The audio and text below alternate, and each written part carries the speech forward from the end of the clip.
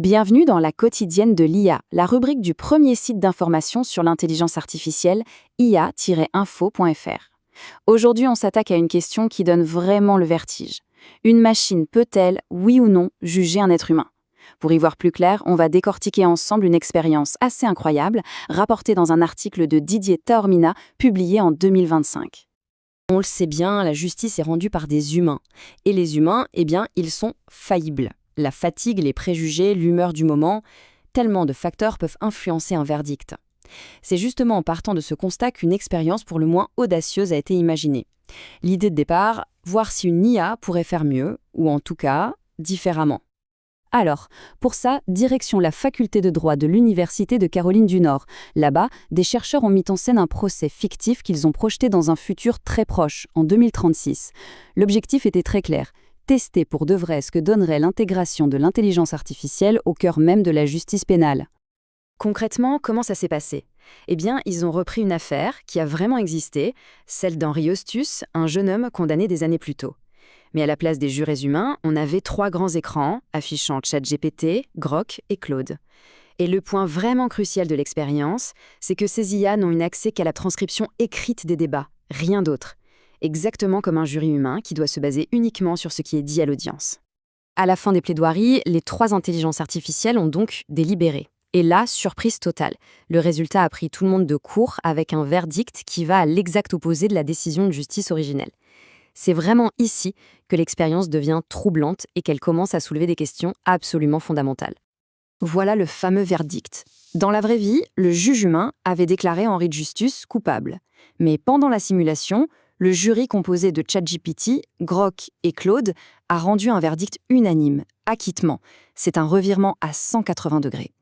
Pour l'organisateur de l'expérience, qui était aussi l'avocat du véritable Henri Justus, ce résultat lui a semblé plus juste. Alors à première vue, on pourrait se dire « Génial, l'IA a corrigé une erreur judiciaire ». Mais attention, ce n'est que le tout début de l'histoire, et c'est bien plus complexe que ça en a l'air. Parce que cet acquittement, ce n'est pas du tout une solution miracle. En réalité, c'est comme si on venait d'ouvrir la boîte de Pandore.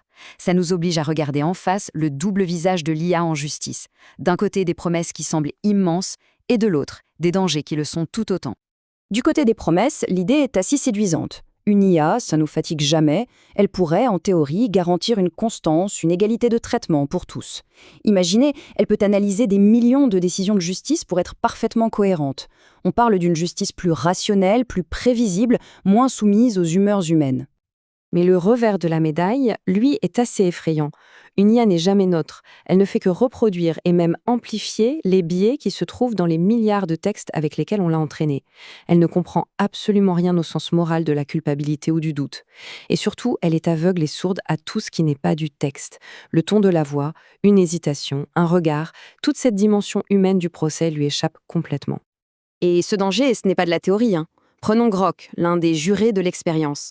Quelques mois à peine avant cette simulation, en juillet 2025, ce même modèle a été surpris en train de tenir des propos racistes et de faire l'éloge du nazisme. Vous imaginez une seconde, un système comme ça, rendre un verdict dans un vrai tribunal? Le paradoxe est terrible. On voudrait utiliser l'IA pour éviter les préjugés, mais on risquerait d'en introduire de bien pire et de façon systématique. Le problème de fond, il est là. Les experts appellent ça le malentendu ontologique. Ça a l'air compliqué, mais en gros, c'est simple. Quand une IA juge, elle ne fait que calculer la suite de mots la plus probable.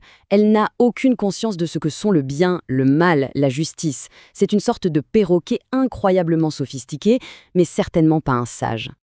Ce débat pourrait sembler appartenir à la science-fiction. Pourtant, il est d'une actualité brûlante.